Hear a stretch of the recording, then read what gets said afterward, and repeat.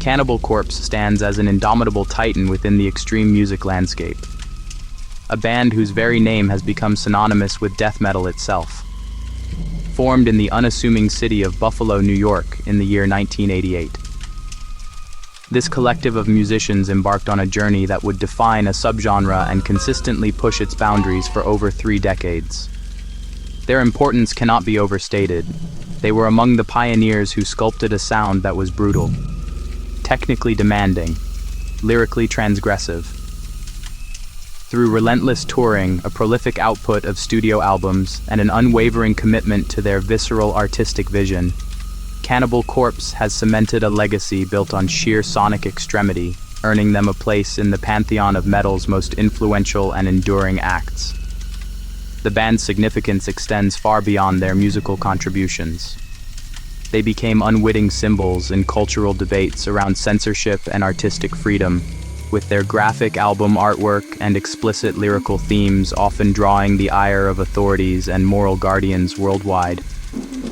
This controversy, however, only served to galvanize their dedicated fan base and solidify their reputation as purveyors of the most authentic and unapologetic form of death metal.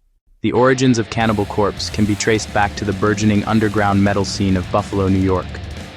In the year 1988, Beyond Death, Alex Webster, Jack Owen, Tyrant Sin, Chris Barnes, Bob Rousay, Paul Mazurkiewicz, united by a shared passion for death metal pioneers, Death, Possessed, Slayer. The 5 musicians decided to pool their talents. This fusion created immediate chemistry and a sound heavier, faster, more extreme than before. From their first rehearsals, the mission was clear: create the most intense and brutal music possible.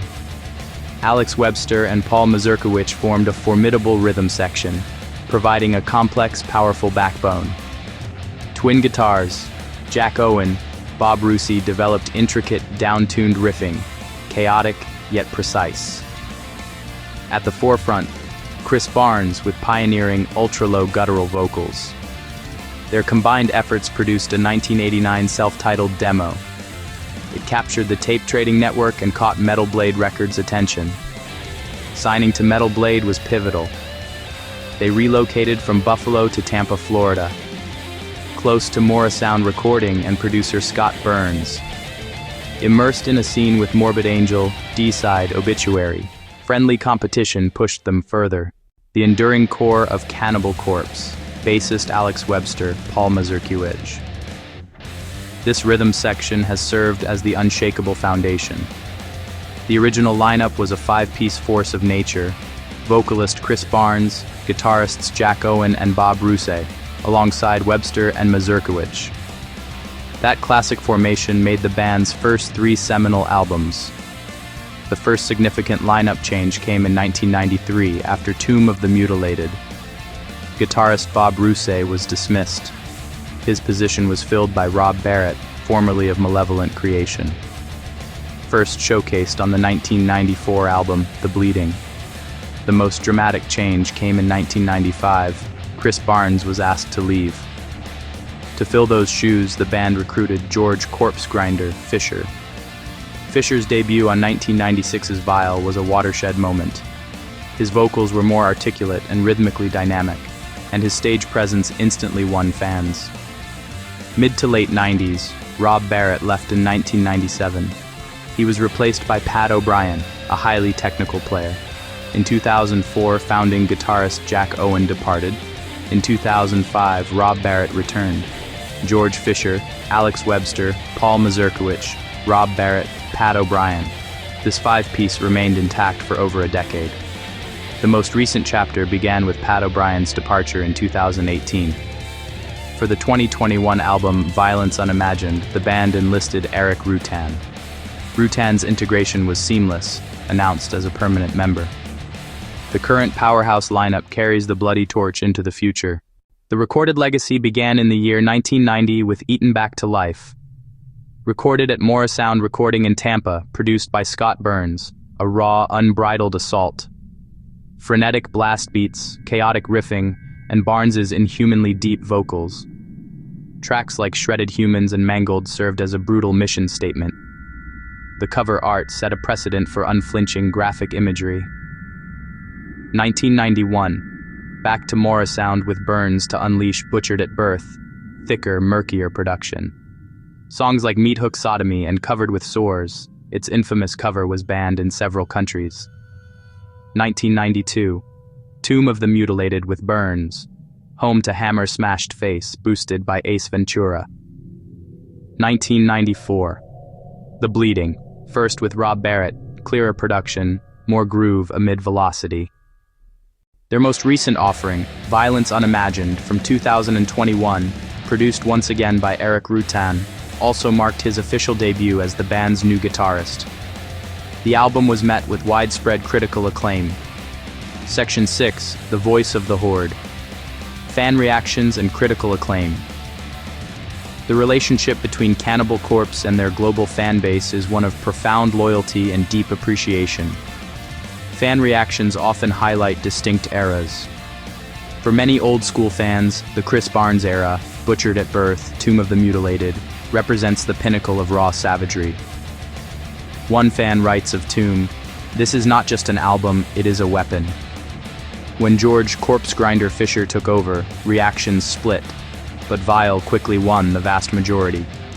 A review for Kill states, "Corpse Grinder's vocals are like a machine gun," and Rutan finally gave the band the massive sound they always deserved. Fans laud the power and precision of the Rutan-produced era, consistency and vitality. It's insane that a band this far into their career still sounds this hungry and pissed off. The solos are incredible. The riffs are as sharp as ever. Critics praise Alex Webster's complex bass lines, Paul Mazurkiewicz's precision, and razor-sharp guitars, a skeletal domain, Red Before Black often dubbed masterclass, unflinching, technically dazzling. Section 7, Global Domination, forged on stages worldwide. Decades on the road, grueling global tours, connecting directly with fans. Shared stages with genre titans, Morbid Angel, Deicide, Obituary, and toured alongside heavyweights like Slayer, Sepultura, and Dimmu Borgir, plus fixtures at Wacken, Hellfest, Grasspop, Bloodstock, and Ozfest in North America. Section 8, A Year in Violence, Recent Activities and Future Carnage. The past year prioritized the global touring cycle in support of Violence Unimagined. After North America and Europe, the band hit South America, Australia, and Southeast Asia. Massive, sold-out crowds affirming their global status. Summer 2025, featured act at major European festivals, widely praised by fans and press. Professionally shot live videos and new merch lines kept the Horde engaged. Members confirmed songwriting for their 16th studio album, trading riffs on the road and at home, assembling skeletal song structures. Eric Rutan's dual role invigorated the process, palpable excitement about what's next. A final celebratory North American tour in early 2026 will officially close the Violence Unimagined chapter. After the tour, they intend to enter the studio in the latter half of 2026. Section 9, Legacy of the Mutilated, the enduring impact of Cannibal Corpse. Their legacy is etched into the DNA of extreme music, architects and custodians of death metal. From the late 1980s, they codified technicality, speed, and lyrical extremity, gutturals, blast beats, down-tuned complexity. Their covers and lyrics made them targets, yet their refusal to compromise championed artistic freedom. Decades of acclaimed albums and ferocious tours, while peers disbanded or softened, Cannibal Corpse remained a vital, relevant force.